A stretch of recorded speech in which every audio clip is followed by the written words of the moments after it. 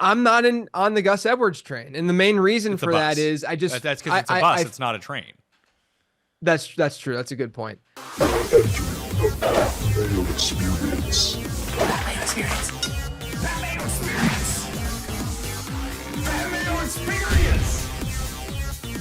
Experience. Welcome to the Pat Mayo Experience, presented by Underdog Fantasy. The ramp up to week 1 continues. We're going to have shows every single day for the next 6 months, so tune in to Mayo Media Network. Smash the like while you're here, hit that sub, and I'm giving away $500 cash to everyone who gets in the draw. All you need to do is subscribe, rate, and review 5 stars the Pat Mayo Experience audio podcast on Apple and or Spotify. You do it on both, you have 2 entries into the draw. We'll be giving away the winner sometime during the week 1 lead-up show, so please go do that right now. This show is sponsored by Underdog Fantasy. If you use code MAYO at Underdog Fantasy right now, you will get a deposit bonus of up to $1,000. You may win, you may lose, but that's a guaranteed winner right there. So the $1,000 first-time deposit bonus up to is where you really need to be. And if you want to play in the season-long Pickem pool, I got that for you too. The PME Underdog Pickem pool, you can pre-register right now. Down in the description, there's a Google form. All you need is an email, and all you need is a Underdog handle. So if you don't have it, go sign up with code Mayo, and then go enter this, because it'll be an add-on to what you're playing already during the Pick'em season during NFL. JJ, you want to play against me or what? Sure, Yes. I'll play against you. I guess you're probably gonna beat me. I feel very underdressed today versus your look. I'm wearing a Dickies tee, and you're wearing something that looks like it could have cost you $500. I mean, dude, $500, JJ. $5,000. That's what You're gotta looking be. great. That's what you got to be talking about. You're looking great. Kurt River NYC, they'll send it right to you. But sometimes, like, you have to figure out what your size is first. So there's a little bit of trial and error. They're happy for the send. Free shout out to Kurt River. There we go. One of my favorites. Yeah, we're doing this Underdog Pick'em pool. So basically, you just like play your Underdog Pick'em slips as you normally would. But if you're entered in the contest, the overall winner of the season, in terms of percentage of fantasy props picked correctly, is then eligible for a big bonus prize. But you need to be eligible to, sign. If you enter the Google form that takes 26 seconds, then you're eligible for it. So I would highly recommend that people go do that. And that's what I want to talk to you about today is some season-long ranking stuff and then some of these projections that they have up on Underdog right now for the season and some of the ones that I'm eyeing, and I wanted to run them by you. But I did want to talk a little briefly about some of the running back backfields that I just really can't figure out, and I wanted to get your take on it. Do you like Brian Robinson or Austin Eckler? I'm not really massively high on either of them, if I'm being honest with you. My worry is, you get a rookie quarterback. Typically, rookie quarterbacks in fantasy football have not been good news for running backs and wide receivers, mostly because we see, a little bit lower volume, but it's more so you get worse yards per play rates, fewer touchdowns scored. Brian Robinson, someone who profiles as more of an early down guy, might see some work through the air, but probably not a ton because of Austin Eckler back there. And then Eckler, obviously coming off a season where he was pretty inefficient, as a runner, as a player in general, might see 12% target share in a good year for him, in that offense. But when you have a mobile quarterback, they tend to not check down as much either. So there are other ambiguous backfields that I've been attacking a little bit more than the Washington one this year. Okay. Is it Pollard or Spears for you? Yeah, I like both of them a lot. This is one of the offenses that I've invested a lot in with Tennessee. I think that Tennessee's a team that is just undervalued across the board. You could look at Ridley. You could look even at DeAndre Hopkins, who's seen an ADP drop after his injury. But, going to this backfield, the thing that I like about what they're doing from like a team building perspective is that they're openly saying these guys are interchangeable. We can throw either one of them on the field for a drive. That's what we've seen in the preseason. They kind of rotate drives. And it's not like this obvious situation where you get an early down guy and then you get a guy that comes on the field, during passing down situations. And the team knows exactly sort of what's coming, right? Because of that. Whereas in Tennessee, they're 2 running backs who largely can do the same things. So I've leaned towards Tajay Spears more than Tony Pollard, but I'm overweight on both of them. A lot of the Spears stuff is because he's just a little bit cheaper. But I think they're both really good picks. Spears is intriguing though too, because if you look at all rookie running backs since 2011,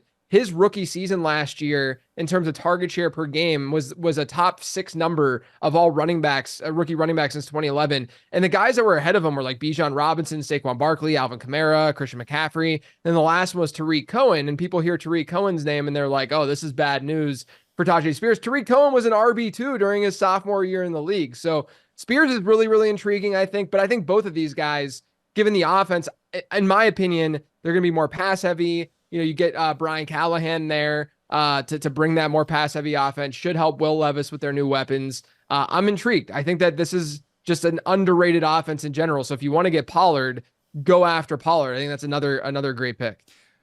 If you're looking for my top 150 rankings, they are completely updated right now. They are down in the description. It will bring you to the link of the Mayo Media newsletter, something which I think you'll want to be subscribed to. It's completely free. You'll get all your updates through there, and I promise I will not spam your inbox. You'll get the info when I get the info, and it'll come out probably twice a week during NFL season with all of the recaps, all the links, everything that you need to know to point you in the right direction. Additionally, runthesims.com is free right now until the start of the season, where you can go build your own season-long projections. And that's what I've done for some of these underdog season-long props that JJ and I are going to talk about in a minute. When was the last time you made an update to the guide? You got lateround.com, where I'm sure many people are registered already, but what are you doing over there for like the last week before the season starts? Yeah, so the draft guide published at the beginning of July. So I have takes in there that are even from that long ago. Like 80% of the draft guide is more game theory driven, and then there's a 20% chunk that includes like players to target, players to avoid, the rankings, late round dart throws, all that stuff that gets updated every Friday. So the last update, thank God, will be coming out on Friday, and I'm it's been a fun couple months, but I am not going to be sad to see that, come off my workload. You're ready for the real football to start? I am more than ready for actual football to be played. Yeah, I think I am too. I've had enough. I don't like the preseason as it is. I try to tune it out as much as possible. I'm like, all right, what's the actual pertinent news that we see from here? And there's the little stuff that you can glean, like how much Puka was playing with the ones a year ago. It's like, oh, this guy's going to start for the Rams. I don't think that anyone envisioned he'd be as good as he was, but at least you knew he was going to have that opportunity. Is there anything that's come out of the preseason that you've seen so far that would, I don't want to say indicate the next Puka, but someone just we weren't really thinking about, that this guy's going to start and he might be okay? Yeah, I mean, I think that one of the big things is probably what's going on in Cincinnati with their wide receivers. You have Jamar Chase and T. Higgins, obviously. The third guy, I think everyone, including myself, just immediately thought it was going to be Jermaine Burton, who they draft on day 3 this past year. A really good prospect out of Alabama. He's only played at big college programs. He did transfer to Alabama. He was at Georgia before that. But I mean, he was only at these big college programs. And he looked good. He looked the part. I mean, he was a really, really good prospect. And then out of nowhere, Andre Yoshivas comes in and he looks like he's going to at least start the season in that slot role. Now, I think the big thing though, that stemmed from the preseason this year, especially at least what I've seen from like my Twitter feed and stuff, is the fact that, these players, these rookies, are not getting run, early on, or they're not starting. Kamani Vidal is another one, the rookie running back for the Chargers, who was hurt at the end of July, didn't play preseason week 1. And then there was a beat reporter for The Athletic who had his 53-man projection of the roster, and Kamani Vidal was not on that roster. And it just blew everyone's mind, and everyone stopped drafting Vidal. And then Vidal in game 2 looked great, and he's back on the 53-man roster. And then everyone's, back in on Kamani Vidal. But I think that number one, there's that like roller coaster with these rookies. But number 2, there's also this like, looking at what's going on today, right now. Like another one is Javon Baker for New England isn't beating out Tyquan Thornton on that depth chart. And while that might end up coming to fruition throughout the entire season, what we're looking at and projecting right now is early in the season, week 1 and 2 and maybe 3. But things change so dramatically as the season goes on. You shouldn't fade those players. Like the Jermaine Burton versus Andre Yoshivas thing, I would rather still draft Burton because the upside's more than likely there. I mean, Yoshivas was someone who went to Princeton.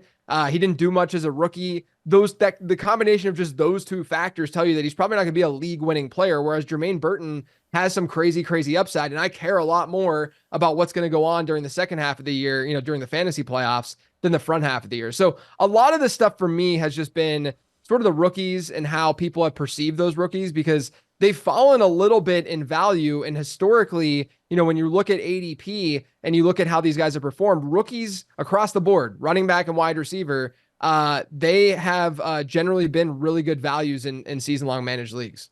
So for season-long leagues, like usually we use Underdog ADP on this, but this is best ball that we're talking about. I think the strategy is different, and some of the ADPs are not necessarily going to be reflective of what you're going to see in your home league drafts. Maybe high-stakes drafts are not technically the best way to do it, but I find that's usually the best information that we can go off of. So I'm using the NFC ADP from the last month. So you brought up Vidal, so we'll talk about Chargers backfield now. Gus Edwards is going at pick number 117, J.K. Dobbins at pick 129, and Vidal at pick 164. So basically undrafted at this point. For those ADPs, which one is the best pick, and why is it Gus Edwards?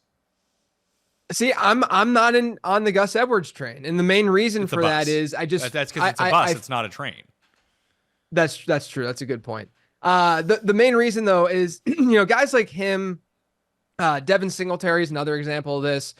They're players who can definitely match and exceed their ADP expectation, but I would be shocked if especially in a format like that where it's full PPR, if a guy like Edwards ends up being like a true league winning player, right? He's maxed out at 13 targets across his career. Everyone's going to look at what he did last year and scoring a lot of touchdowns with Baltimore. And yeah, he'll be the goal line back, all that. But I do think that Dobbins, like I would rank them from a value perspective, Vidal, Dobbins, Edwards. And again, it just goes back to where's the upside coming from. I think that if Dobbins were completely healthy, he'd obviously, or if we knew he would be healthy, he would be by far the RB1 and the pick in that backfield. But, we've seen him, he's coming off that Achilles. We've seen him not stay healthy throughout his career.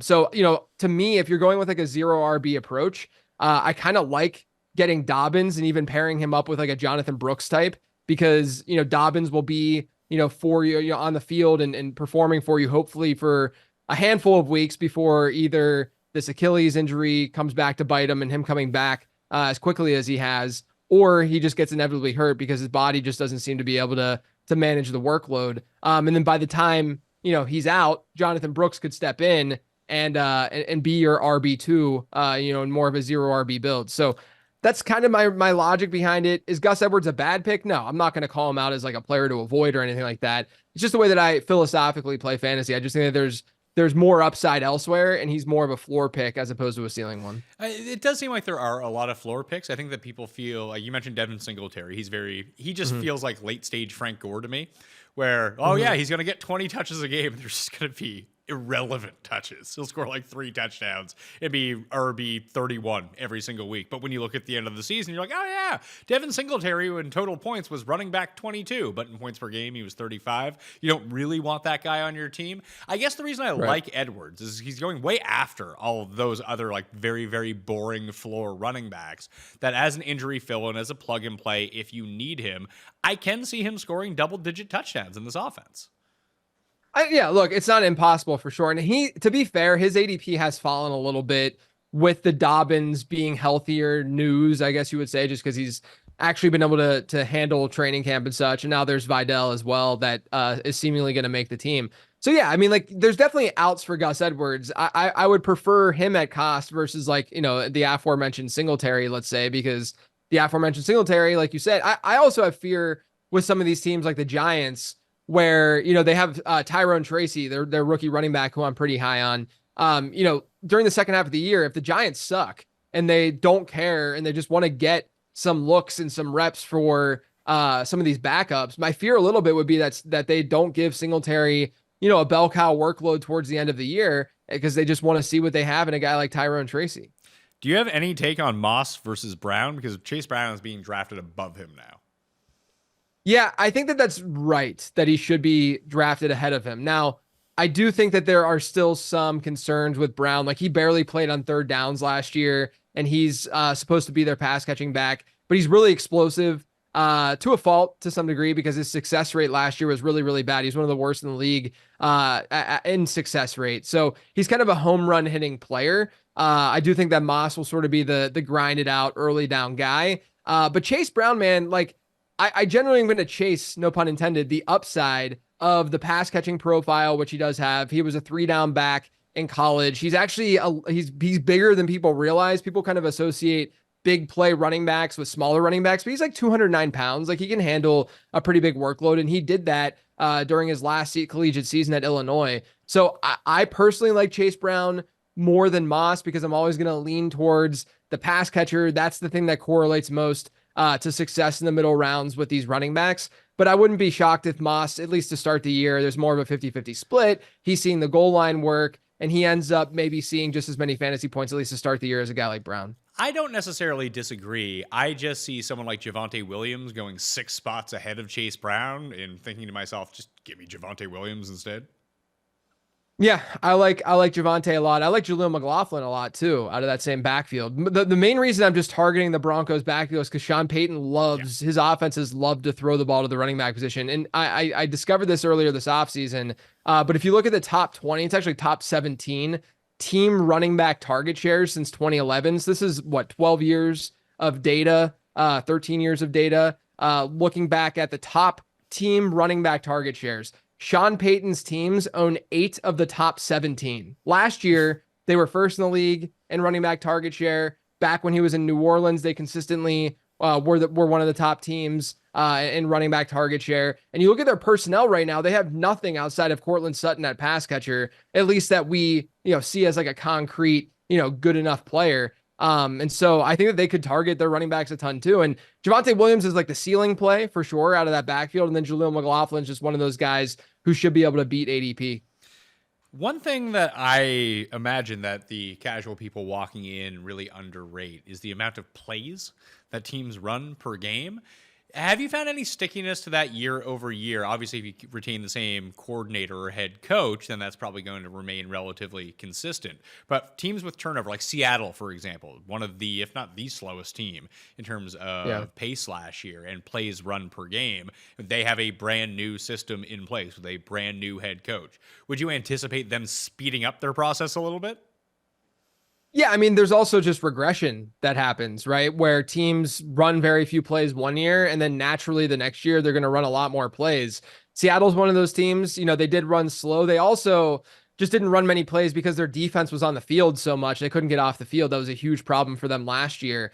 And so I do think that they're going to run more tempo, a little bit more up tempo. And then also the defense just to see some natural regression, even if you want to say it's because of the head coaching change, them bringing in a defensive minded coach, they should be better there. So yeah, team like Seattle makes a lot of sense, but sometimes it is philosophical. Like Shane Steichen usually goes at a pretty quick pace. Kellen Moore, another team. This is why I'm really high on the Philadelphia offense this year in the passing attack, is because Kellen Moore's offense is since he's become offensive coordinator, I think it's been 5 years. They've been basically top 8 in the league every single year in terms of plays run. Now, personnel is going to dictate this to some degree, because if you can extend drives and keep going offensively, you're going to run more plays naturally. But a lot of times there is some stickiness with some of these coordinators. It's mostly though, like anything in football statistics, it's about looking at the extremes and then factoring in regression. That's really what it comes down to. But there are at those extremes, some of these teams that will run more plays or fewer plays year over year. Are there any teams that you mentioned Philadelphia, are there any other teams that you think that you would be targeting just because they're going to have so much volume? I think Tennessee is another one that I'm intrigued by because they're philosophically probably going to be changing the most from one year to the next. I think I guess I should say from like a low key standpoint, because we all know Atlanta is probably going to change philosophically pretty dramatically without Arthur Smith. They get Zach Robinson as offensive coordinator. They're going to run a lot more 11 personnel. They're going to throw the ball a lot more. And that's going to benefit the whole offense. Because don't forget, throwing the ball is more efficient than running the ball. And so when a team throws the ball more, there's going to generally be more scoring opportunities, which is why I'm pretty bullish on this Tennessee offense. If you look at Brian Callahan and what he did in Cincinnati, they had pass heavy offenses throughout his time there. Even before he was there, a year before Joe Burrow got there, they were pass heavy then. They were pass heavy when Joe Burrow went down. And then what did they do this offseason? Literally every move. They get Calvin Ridley, Tyler Boyd. They sign, instead of getting like a bruising running back, they get Tony Pollard, who's more of a pass catching guy, sort of like a Tajay Spears. Like they're doing everything they can to tell us that they're going to throw the ball a little bit more. That's a dramatic change from what they had with Mike Vrabel. And anytime you throw the ball a little bit more, there's naturally going to be a little bit less clock being taken off, with running plays, just continuing the clock will continue to run. So I do think that Tennessee and Atlanta are two teams that philosophically we probably will see the biggest jump in pass attempts year over year. Do you think that reverses for Pittsburgh now with Arthur Smith? It should, yeah. Pittsburgh's one team that it'll probably reverse with. Arthur Smith. I will say this about Arthur Smith is that he rightfully, gets dubbed as this like run heavy, boring kind of offensive coordinator. But I'll say this: number one, his rushing offenses have traditionally been pretty efficient. If you look at like what he did even before Bijan last year, with like Tyler Algier and Cordell Patterson, like he gets good efficiency out of his running backs. But then also, personnel has kind of dictated them being run heavy teams. Look at the quarterbacks they've been trotting out there: Marcus Mariota, Desmond Ridder, Taylor Heineke, right? The first year he was in Atlanta, he had Matt Ryan and they were a pass heavy team. The years that he was in Tennessee, he had Ryan Tannehill and Derrick Henry. Like, he's probably not going to be a super pass heavy team when he has Derrick Henry. So I do think personnel wise, now don't get me wrong, personnel wise, the Steelers offense is more than likely going to run the football a good bit, have a lot of like 12 personnel, heavy tight end sets, and then run a lot of play action and throw the ball down the field. And, a guy like Russell Wilson can run that kind of offense. And then if Justin Fields starts, then obviously they're going to run even more. So I do think that personnel dictates them being a more run heavy offense. But, I don't want people to take that too far because there is at least some evidence that with the right personnel, Arthur Smith won't be so, 1965 with his offense. Does that mean Najee Harris overs on the ground could be the move here? I think so. And I also think that Harris is one of those guys who coaches like more than fantasy managers do, right? Like, we as fantasy analysts and as fans of the game, we want the sparky, the even spark, even if you want to put a Q at the end of that, like the uber athletes at the running back position. And while Najee tested okay and he was an okay athlete, he's obviously been more of a plotter in the NFL so far. But it wouldn't shock me at all if this is an offensive coordinator and a head coach, obviously we know with Tomlin, that just wants to feed a guy like Najee Harris the rock. I really like Jaylen Warren too. I think that we should expect more of that like 55-45 split on the ground between Harris and Warren. But I don't think that it should shock anyone. Najee's lost some weight too, so there's been some positive vibes around him, out of camp and whatnot. But it wouldn't surprise me if the team just likes a guy like Harris more than what the fantasy community might. And as a result, gives him more volume. And, as a result, he's able to be pretty relevant. I can see it, especially with Warren's.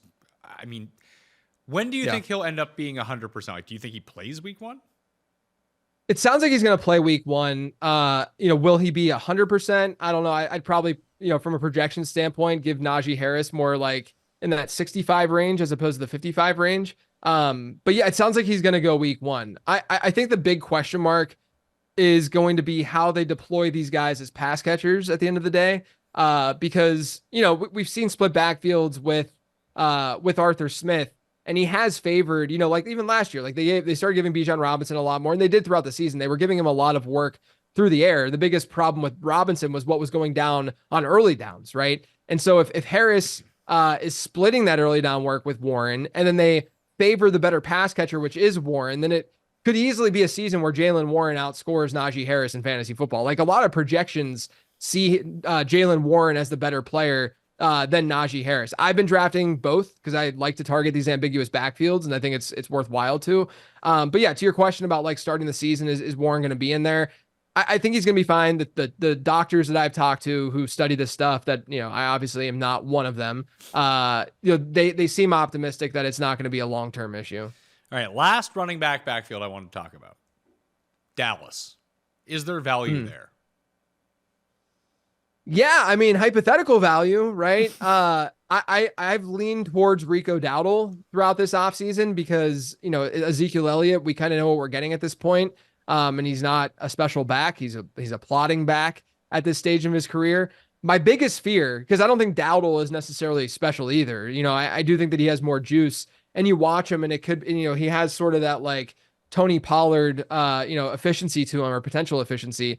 My honest fear is that the Cowboys end up like there's going to be a player like, let's say, Dameon Pierce. This might not happen, but a player like Dameon Pierce who doesn't fit in that Houston scheme, who's a surprise cut candidate, and then Dallas goes and gets a guy like Pierce, who is the superior talent to either one of those backs in that backfield right now. So I think that's the biggest fear, is that there's a lot of fragility to that situation. And this, at the end of the day, this is why running back talent does matter from a fantasy perspective, is that, of course we want the opportunity, of course we want the volume, but when you have the talent piece, there's less fragility to that running back situation. We've seen it for decades in fantasy football, where we think a guy has a backfield to himself, people overdraft that running back, and then all of a sudden, because he's not talented enough, he doesn't get that work. So hypothetically, yes, there's a lot of value in the Dallas backfield because they're going to probably score a decent number of points. I've favored Rico Dowdle because I think he's going to play a decent pass catching role. I think that he's going to be a lot more efficient than Zeke. But there's still reason to believe that, or a chance that something else could happen and really screw up that backfield. Passion, drive, patience. The formula for winning championships is also what keeps your ride or die alive. eBay Motors has everything you need to maintain your vehicle and level it up to peak performance. Supercharger, exhaust kits, LED headlights, and more. Whether you're into speed, power, or style, eBay Motors has you covered. With over 122 million parts for your number one ride or die, you'll always find exactly what you're looking for. And with eBay Guaranteed Fit, your part is guaranteed to fit your ride every time or your money back. Because with eBay Motors, you're burning rubber, not cash. With all the parts you need at the prices you want. It's easy to make your car the MVP and bring home huge wins. Keep your ride or die alive at ebaymotors.com. Eligible items only, exclusions apply. Everyone who tunes into the Pat Mayo Experience knows from time to time I like to talk to you about some health supplements that I end up taking, and I've been doing Timeline's MitoPure now for about a month. Feel great?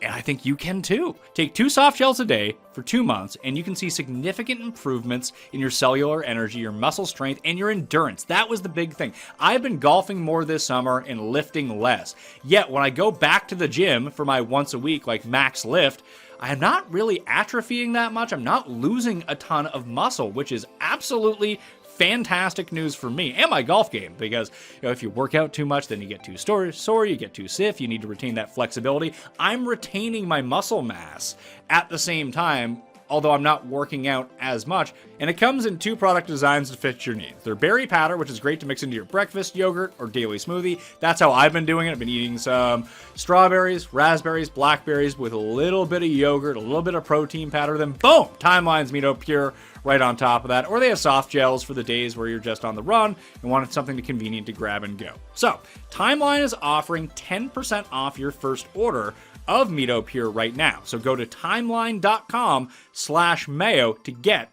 that 10% off. All right? Let's talk some season-long fantasy props on Underdog. So I've been using my custom projections, which I made at runthesims.com. You can too, completely customize them all for free until the beginning of the season. So I recommend that you go do that, along with using code Mayo at Underdog Fantasy and get yourself that deposit bonus of up to $1,000 right now. So I've identified some ones here that frankly scare me a little bit, but the numbers tell me I'm on the right side of it. And I'll start with the first one. That it's scary to take the lower on this side of it, but it's Jalen Hurts lower than 10.5 rushing touchdowns, a number he has blown by each of the past 2 seasons. That's just so many touchdowns. That's a lot. I would take the under there too. I think they're still going to tush push. I still think that's going to be part of what they do there, even without Jason Kelce and even with Kellen Moore stepping in. But my projections have him at like 9.5. So it's at least lower than that. What did you say? 10.5 mark? Yeah. 10.5. Yeah. I'd take the under there. Yeah. I have him at 8.7 in terms of the projections. Yeah. That's almost 2 touchdowns lower. But then you look at what he's done the past 2 seasons. You're like, oh yeah, he was even hurt last year and he eclipses total. Yeah, I mean, look, like I said, they're going to probably run more plays, which is a little bit scary, but they're also probably going to be a little bit more pass heavy, a little bit more. And so that might shift the way that they end up scoring touchdowns. And there's also Saquon Barkley. That's probably the biggest factor. They haven't had a player like Barkley in that backfield with Jalen Hurts as starter. And, I'm not like saying go out and draft Barkley no matter what, but I do think that, he's an obvious upgrade over like a DeAndre Swift. All right, so we'll mark that one down. I have 8 of them on here that I wanted to run by you.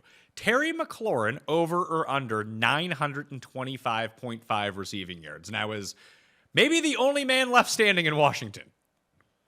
Yeah, that's the key, man. I would take the over there. The thing with Cliff Kingsbury is that he runs at a relatively decent pace, and they're probably gonna have a decent number of plays in general, even with a mobile quarterback, even with a rookie quarterback. And Jaden Daniels has shown up in the preseason. I mean, from what we've seen, he looks like a pretty legit prospect, and he was a pretty legit prospect. I mean, it doesn't seem like at this point there's going to be like an Ayuk trade or anything major to shift things up. His biggest competition on the outside, De'Ami Brown. Luke McCaffrey's probably going to get some run in the slot, but they've even said that he might not play in the slot right away. Like that might not be his job to start the year. So yeah, I mean, there's a lot of reason to be bullish on McLaurin. Yeah, so this is one of the biggest ones. Like even the stock projections that I had when Dotson was still on the team, I had McLaurin as a shade under 1,000 yards. In my updated projection, I have him around 1,100 yards. So that's blowing this one out of the water. The problem is with these season-long props is you really have to account for injury. Like you miss a game and all of a sudden you're just off. Yeah. Yeah, but I think this is like my projections. I usually I try to buffer that in a little bit. And even if he were to miss 2, I think that he could still be over that 1,000 mark within this offense. So there's another guy like this as well. That's just there's 2 more huge discrepancies I have between what the underdog line is and what my projections tell me. It's Cooper Kupp, 975.5 yards. If you don't think that he is washed, especially with Puka coming into the year a little bit banged up, but maybe not going to replicate a gigantic season, maybe there's a bit more of a balance, that if Kupp is just 80% of what he used to be, he crushes this number.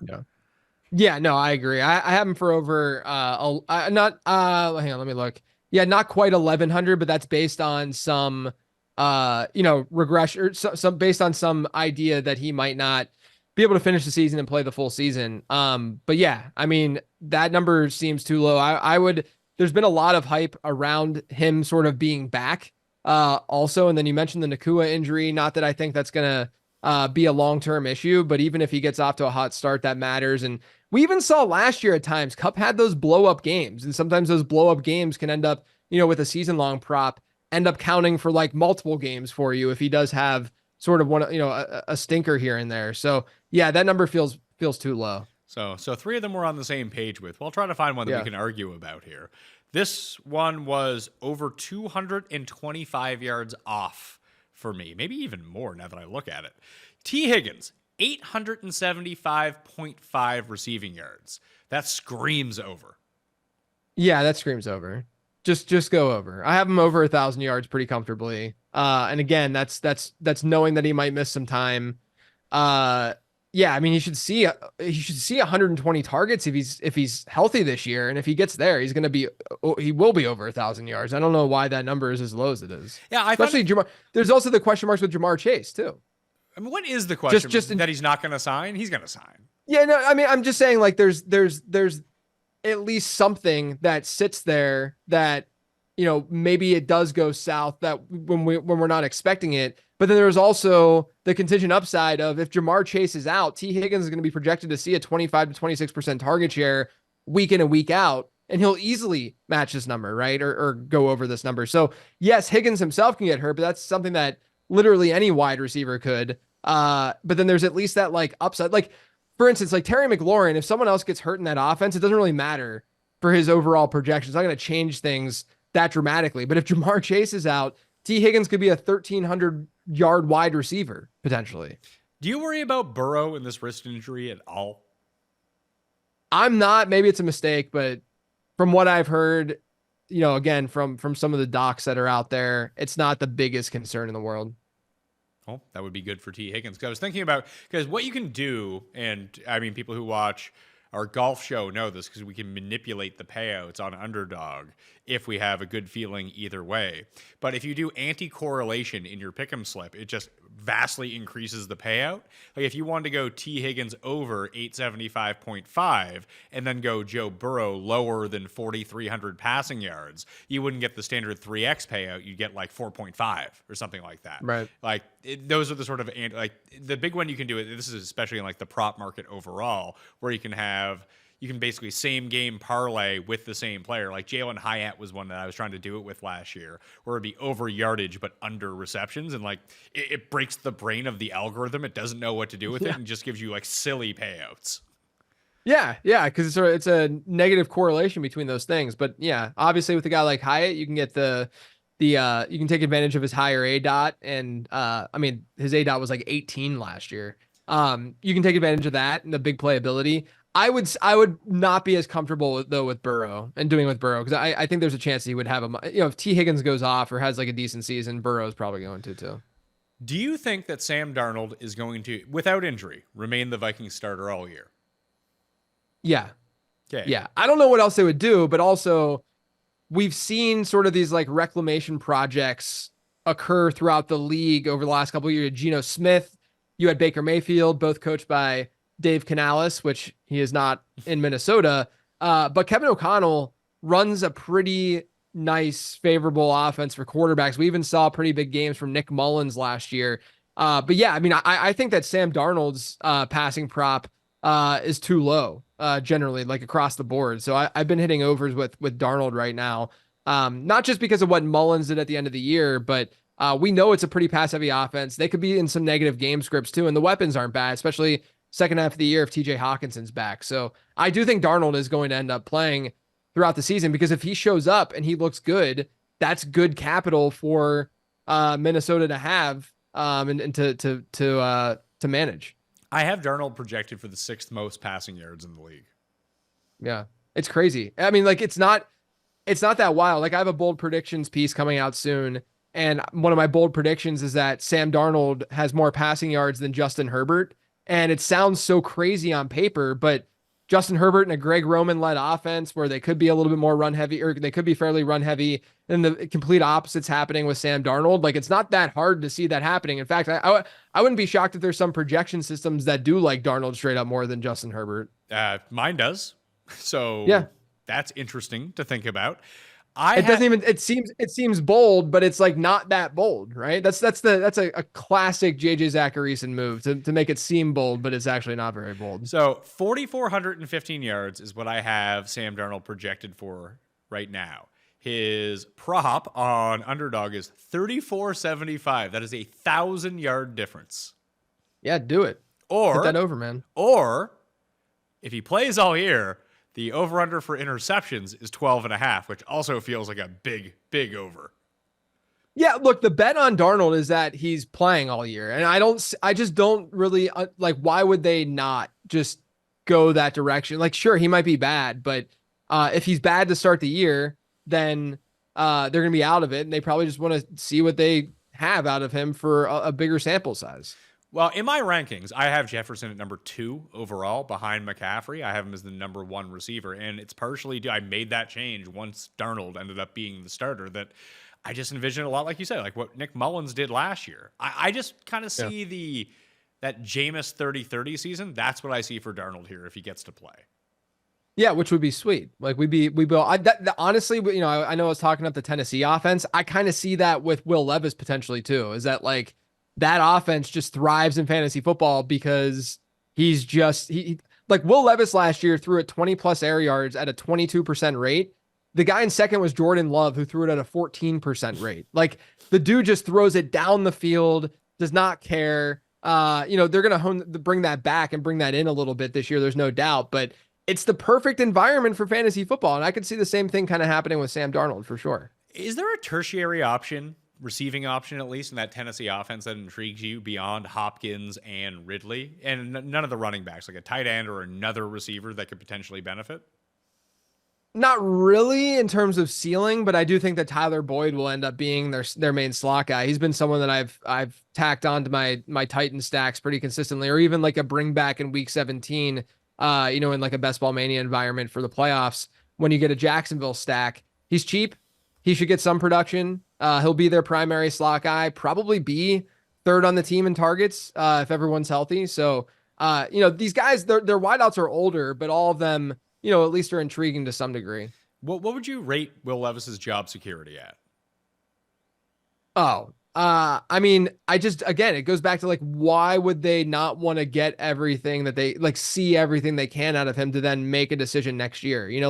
What good does it do to bench Will Levis in week 13? If they're not in it, if they're not doing well, I don't see why a team would go that direction unless it's like Zach Wilson bad, right? Like where they're just completely over it and he's just putrid and horrendous.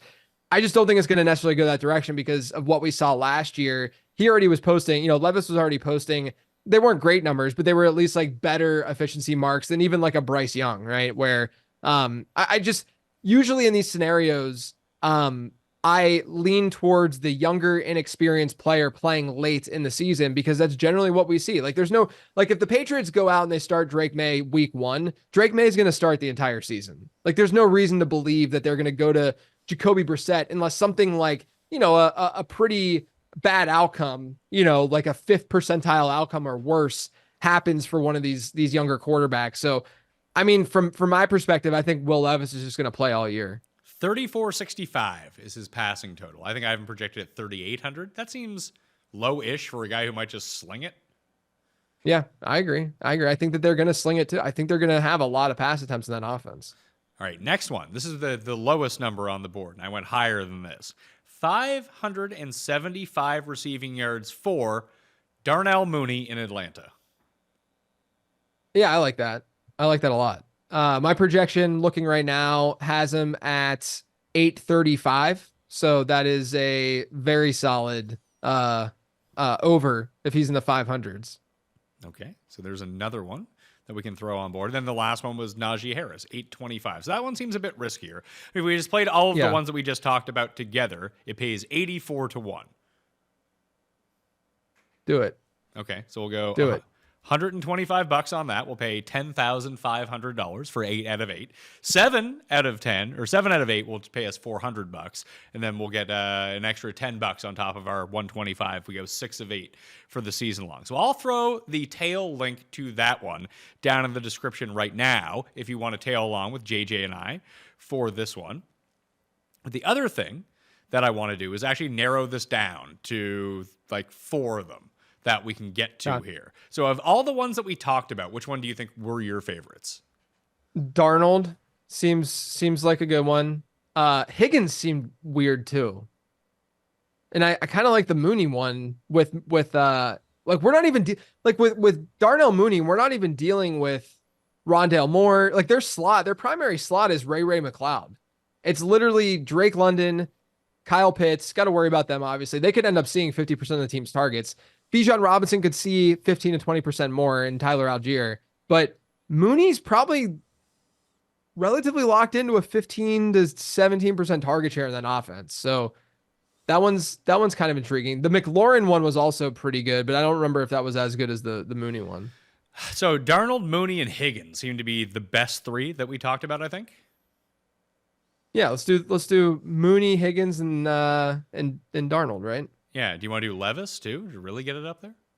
I would, but again, I seem like I'm overly bullish on the Tennessee offense. Yeah, I mean, I trust you. That's why. I mean, I don't have you on because you're wrong all the time. Let's do it. Go with Levis. Yeah. Okay, so that gets us to 10x. Yeah, I like that for this. So we go. Let's see here. How much can we get down on this? Do we want to do, we'll go standard. We want to go 4 out of 4 on this to get our 10x because you could do the flex, and the flex would give you, what is this? The flex would go 4 out of 4 would give you 6x, and 3 out of 4 would give you 1.5x. But we're going for a clean sweep on this one. So we'll go $500 on these 4 to pay $5,000, and that will be the 4 banger that we'll do. Although, maybe we should switch this to a 3 or a 5 because with the way that the underdog payout scale works, there is more value in Pickem on both 3 and 5 rather than 4. So maybe we've gone either 1 too many or 1 not enough. What would you say? What were the 3 other ones that we talked about again? We said Hurts under was on there. That's scary. That's too scary, I think. We can throw the McLaurin one on. Yeah, throw the McLaurin one in there. Okay, we'll go higher than or Cup. It was Cup or McLaurin. Let's go McLaurin, just because the injury risk is still there for Cup. Okay, so it would or the drop off, washed. Idea. You can play this one of two ways. So we could go 10x for 5 out of 5 correct as a flex play on Underdog, meaning that if we got 4 out of 5 correct, it would be 2.5x on top of that. Or we could just get 20 times our money for 5 out of 5. It's up to you, man. I like the 5. I like the 5 out of 5. I kind of do too. I feel good about these. All right, so $500 on the 5 out of 5, the official play from me and you for Underdog Pickem season long. $500 pays $10,000 on Terry McLaurin higher than 925.5 receiving yards. Will Levis higher than 3,465 passing yards. T. Higgins higher than 875.5 receiving yards. Darnell Mooney Tunes higher than 575 receiving yards. Sam Darnold higher than 3,475.5. 500 into $10,000, JJ. Do you ever feel fishy just going overs? Yeah, always. I mean, the move, listen, no one wants to say it, but I believe lowers and unders across like all props win at like a 62% clip. Yeah, I mean, like we're being a little fishy here, but I like the picks. Like I think logically they make sense. We just got to cross our fingers for no injuries. And it's the injuries that blow you up here. I think if everyone gets 17 games out of this, of course, then right. Does Sam Darnold make it through week 5 as being the starter? You have to kind of hope that happens at some point. So I'll throw both of those down. We'll do the 8-banger. Oh, I've hit my $500 limit on some of these guys. All right, so I have to go $375 then. So $375 pays $7,500. There we go. We're in. So I'll throw both of those down in the description. You can just click the link and tail along if you want to. And embedded in that link is going to be that deposit bonus of up to $1,000 if you don't have. That's the move. Just go make your deposit, get the up to $1,000 deposit bonus, and spend $1,000 firing at these season-long props. That sounds very logical. It's free money. That's right. That's why you got to sign up. Promo code. Oh, I thought you were going to give yours. I was going to give you that up. No, I'm not going to give mine. Mayo. Promo code Mayo. MAYO. There you go. Yeah. I'm not going to hijack. That's ridiculous. Yeah, but you're giving me your time as being on. No, this is your show. You use your everyone sign up with Pat's promo code. But lateround.com is where you can find all your work, right? That's right. Lateround.com got the draft guides out there. If you want the prospect guide, that's still for sale too. Draft guides out there, Late Round Podcast, subscribe. I'm about to do almost 5 episodes a week once the season starts. I'm like looking forward to it, but not looking forward to it. Just because it's a lot more work, but it's a lot of fun. Can't wait for football season. See, that's the thing. I have my golf season plus football plus other things. So I'm doing 6 days a week anyway. So the transition into football and just making everything football is seamless. That seems horrible. The 6 days, that's my voice would be shot. I can't handle that. You got to train it up. This is what happens. Apparently, you get more listeners than I do, so you don't need to do as many shows. Yeah, I don't know about. I think that I know that I would start to go off the rails if I did any more content, and the quality would start to decline. See, that's the one thing. No one comes for me for quality. They come for me I am the volume-based podcast of the internet, JJ. Yeah, you're the Najee Harris of podcasters. Yeah, I'm some sort of mix between Najee and Terry McLaurin here. There you go. Yeah, you're the Devin Achan of podcasts. You have that high efficiency and big upside. No, I'll take it, man. I love me some Achan this year. I like James Cook better. Ooh, league that's winner, spicy. James Cook. Oh, I'm a little bit off on Cook. I'm not gonna lie. You need just to run and a somewhat outlier touchdown year with James Cook, and he's a top 5 running back. Yeah, I just don't know if it's. I really like Ray Davis as a player though too. That's part of the problem. You should probably shake that out of your head. Apparently, I do like Davis though. I don't know. James Cook had 5 goal line attempts last year. It's hard for me to buy into that. He also dropped like 4 touchdowns. Yeah. I don't think he's a bad player. I just think that he's an RB2 who will finish as an RB2.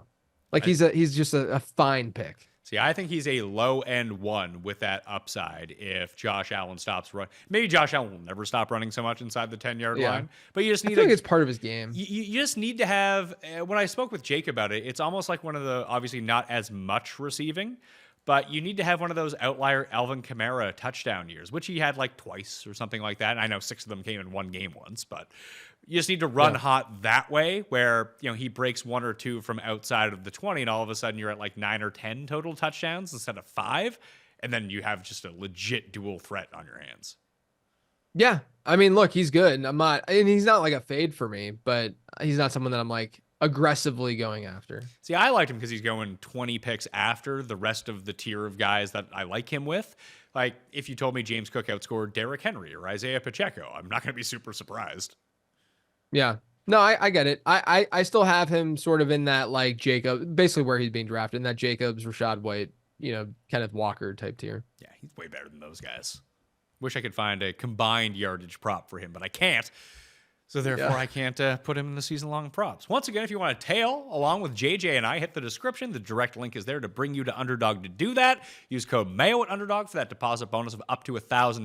RunTheSims.com, free until first week of kickoff for your season-long projections. And my rankings are down in the description right now, completely updated, and you can sub to that newsletter for free. I'm giving away $500 cash for subscribing, rating, and reviewing 5 stars the Pat Mayo Experience audio podcast on Apple and or Spotify. You do both. You get in the draw twice for that, and sub to us on Mayo Media on YouTube. We're going to have showdown shows, prop shows, season-long shows, betting shows.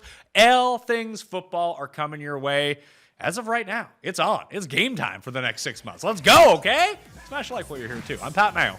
I'll see you next time. Pat Mayo Experience! Experience!